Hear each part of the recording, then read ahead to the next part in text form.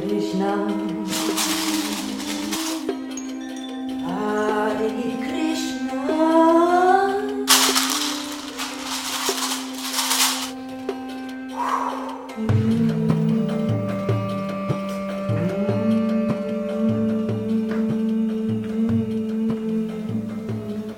Mais qu'est-ce que tu fais, Zoé? Chut!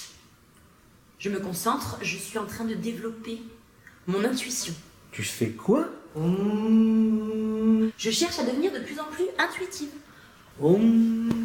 Mais Zoé, tu peux pas développer ton intuition. C'est un don, c'est quelque chose qui est inné. Soit t'en as, soit t'en as pas. Mais ça se développe pas.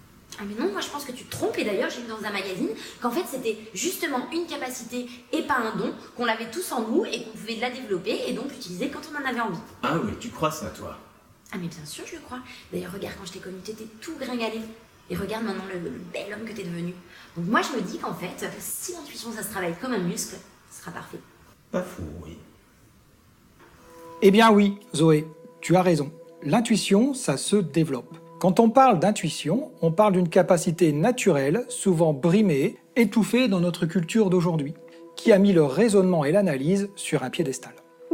L'intuition est une oubliée de notre civilisation moderne. Pourtant, elle existe en nous depuis la nuit des temps.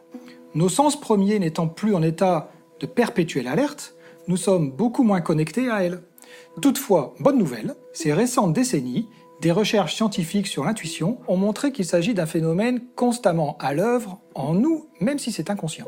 Et oui, l'intuition ne nous a jamais quittés. Quand on était enfant, on utilisait notre intuition tout le temps et naturellement. C'est elle qui guidait nos premiers pas et nos premières explorations, nous soufflant des messages et des ressentis sur lesquels on ne pouvait encore mettre de mots.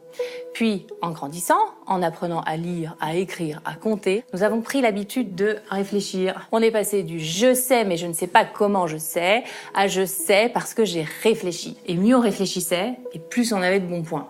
Donc vous pensez bien qu'il était tout d'un coup plus intéressant de privilégier la voie gratifiante de l'intellect et de renvoyer l'intuition au placard.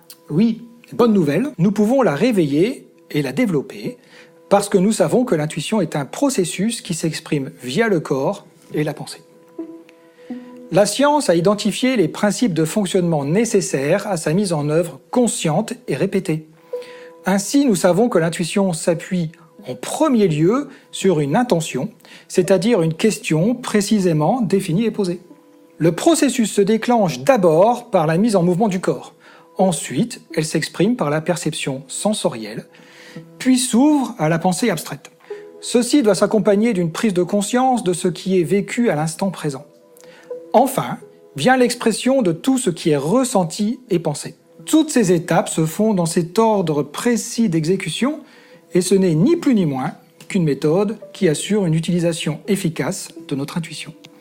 Et plus nous nous entraînons à l'utiliser, plus nous devenons intuitivement performants. Alors bien entendu, on ne va pas tous devenir des champions de l'intuition, hein. Certaines personnes seront meilleures que d'autres dans cet apprentissage, tout comme on peut être plus doué pour les maths ou pratiquer les langues. Et puis il y a des facteurs qui vont favoriser l'émergence des capacités intuitives, alors que d'autres, au contraire, vont les freiner.